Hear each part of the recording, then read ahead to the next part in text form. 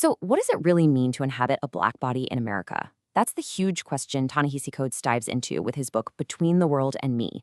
And let me tell you, it's so much more than just a book.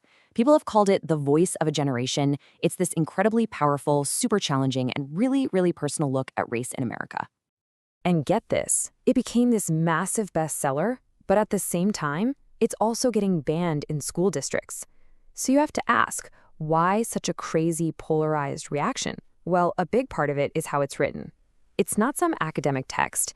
It's an intimate letter from a father to his teenage son. And that personal frame, that's what makes its really tough, unflinching analysis hit with such a raw human power. Yeah, and Coates does not pull any punches. I mean, he gets right to it with this line right here.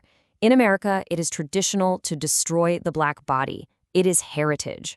Wow, that line just echoes through the entire book, doesn't it? It's an incredibly provocative claim, for sure, and it's pretty much the foundation for everything else he's going to say. Okay, so to really get what he's arguing, let's break down how the book is structured. First up, section 1, a father's letter. And that's exactly what it is, him trying to explain this incredibly complicated and, frankly, dangerous world to his son. So he's writing this whole thing to his son, Samori. And because of that, it just feels so urgent, so personal. You know, he's not just talking about abstract theories. He's literally trying to give his own kid the tools, the knowledge he'll need to survive in a world that, as Coates sees it, views his very body as a threat, as something less than human. And that personal advice flows right into the next part, section 2, the vulnerable body. And honestly, this idea, it's the absolute heart of the book. It's the central theme that just keeps coming up again and again. You see, for Coates, this whole conversation about race isn't some theoretical debate. It is intensely physical. It's all about the real, tangible threat to the human body. And this quote, man, it just makes that threat terrifyingly clear. He's basically saying, look, it doesn't matter what the reason is, an overreaction, a mistake, a bad policy. In the end, the outcome can be the same, the destruction of a body. And that brings us to this central paradox he talks about. On one hand, he's saying the body is sacred, right? It's like a temple, the most important thing you have. But at the very same time, that sacred thing is made fragile, breakable, that's the word he uses, by the systems in place. He argues that all the big ideas, history, sociology, economics, all of it ultimately comes crashing down, often violently, right onto the physical body.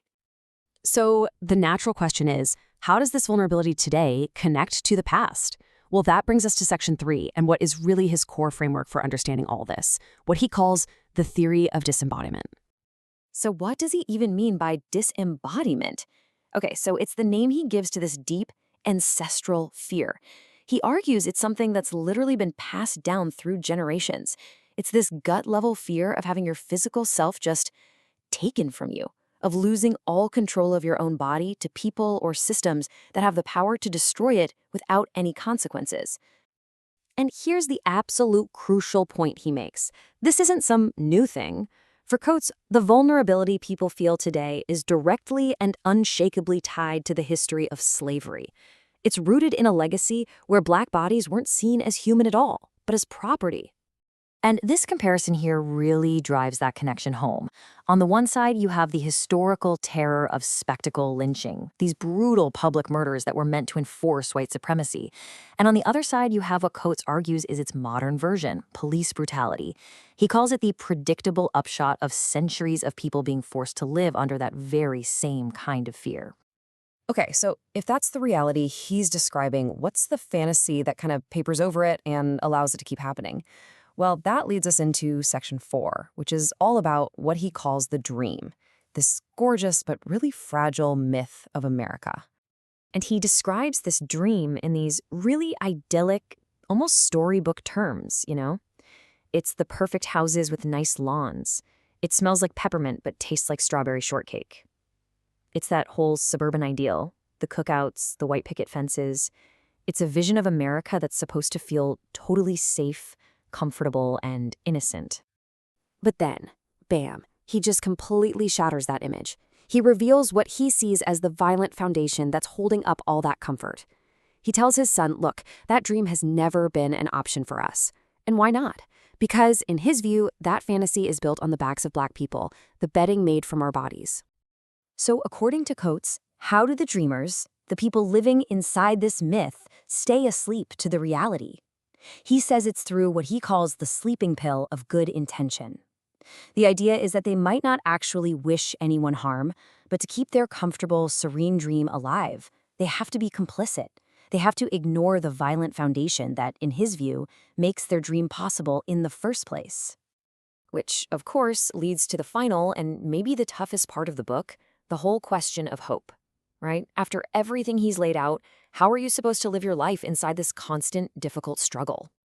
I mean, after hearing all that, it's the most natural question in the world, one that Coates gets asked all the time. So, where's the hope? And Coates actually tells this really powerful story about that very question. He was on a news show, right? He just spent all this time laying out his entire argument about the physical threat to the black body, and the host, she just smiles, pulls up a picture of a little black kid hugging a white cop, and asks him, but what about hope? You can just imagine. For Coates, that moment felt like a total breakdown, like she hadn't heard a word he said. Because his answer to his son isn't some nice, neat promise of hope. There's no fairy tale ending here. It's more like a direct order. He's saying, this is your world, this is your body, and you must face it all, exactly as it is. You have to find some way to live, fully and consciously, within the all of it. So in the end, the message really isn't about finding some simple hope that things will get better. Instead, what Coates is arguing for is something way harder, finding a kind of meaning, even freedom, right inside the struggle itself. It's a call to live with your eyes wide open, to fight back, and to build a life for yourself within that reality. Yeah, the book doesn't give you any easy answers. What it does is leave you with a profound challenge.